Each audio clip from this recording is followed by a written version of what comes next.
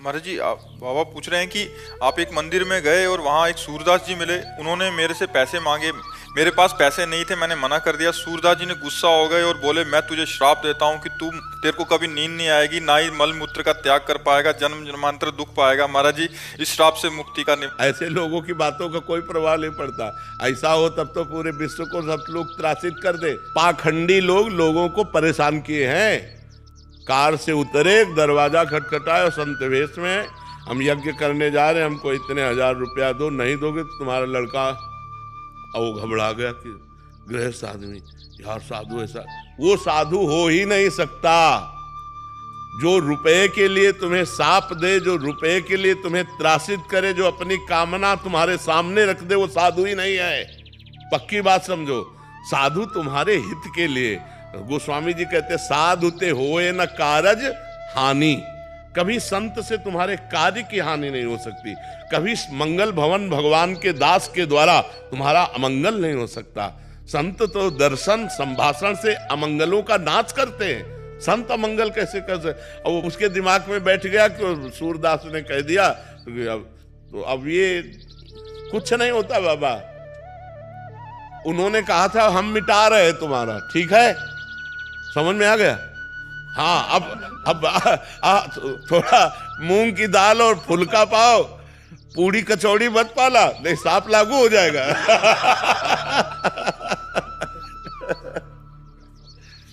श्री हरिवंश।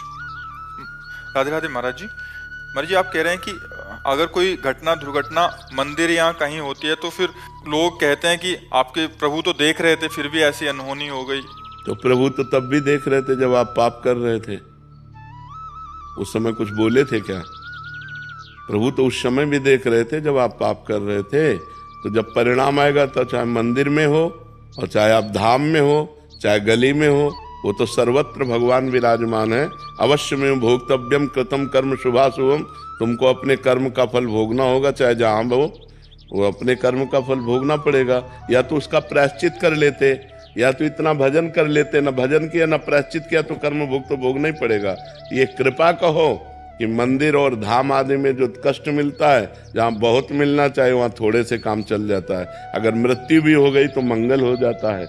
तो ये भगवान की कृपा कहो कि भगवान के धाम या भगवान के रास्ते पे यदि हमारी मृत्यु होती तो मंगल हो जाएगा। वैसे तो होना ही है। तो अवश्य जो मिनट जो सेकंड जहाँ आपको मरना है वहीं मरना है। जो मिनट जो सेकंड जिस समय तुम्हारे शरीर को दंड मिलना है वही मिलना है। ये पहले से निश्चित हो चुका है। भगवान क्यों बचाएंगे? आपने भगवान को पुकारा क्या? आपने भगवान का भजन किया क्या? आपने भगवान की आराधना की क्या? क्यों बचाएंगे? पूरे संसार को छूट दे रखी है। तुम चाहे पाप करो चाहे पुण्य करो, अपने कर्म का फल भोगो या भजन करके भगवान को प्राप्त कर लो। पूरी स्वतंत्रता दे रखी है। आप जो कर्म करोगे वैसा दंड आपको भोगना पड़ेगा। अच्छे कर्म करोगे अच्छा फल मिलेगा, बुरे कर्म करोगे बुरा फल मिलेगा। भगवान को भजो और भगवान की शरण में हो जाओ, फिर भगवान जिम्मेदारी ले लेते हैं। अब ऐसे थोड़ी है, ऐसे तो पूरे सबको छूट है। देखो, भगवान बहुत बड़े हैं, बहुत गंभीर हैं, अगाध समुद्र हैं। आपको आपका जीवन दे दिया, आपको बुद्धि दे दी, आपको कर्म क्षेत्र दे दिया। अब आप क्या कर्म करते हैं आपके ऊपर है।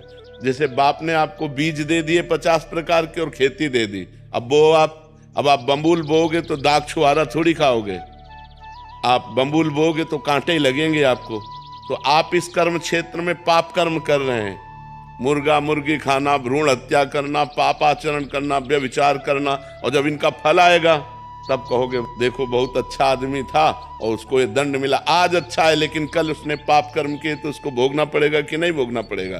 तुम कल को नहीं जानते हो, भगवान कल को भी जानते हो, आगे आने वाले कल को भी जानते हो, वर्तमान को भी जानते हैं।